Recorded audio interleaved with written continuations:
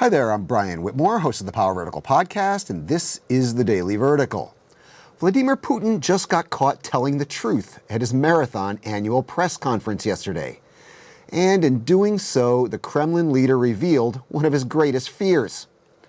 In response to a question about the lack of real competition in next year's presidential election, a question that was incidentally asked by Kremlin-approved opposition candidate Ksenia Sobchak, Putin said, among other things, that he didn't want Russia to turn into a second Ukraine.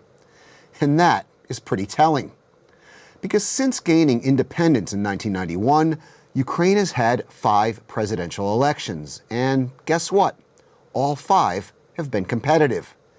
And in all but one case, Leonid Kuchma's re-election in 1999, the incumbent or the incumbent's hand-picked successor has lost every single time.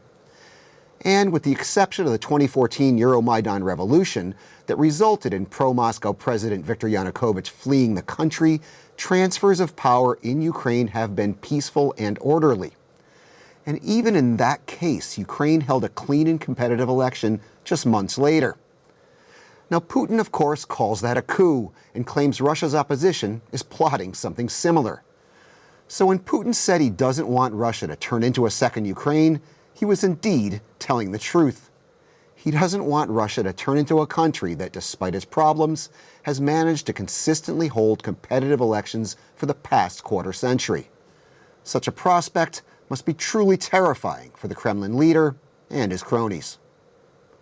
Keep telling me what you think in the comments section, on the Power Vertical's Twitter feed, and on our Facebook page. I'm Brian Whitmore, and that was the Daily Vertical.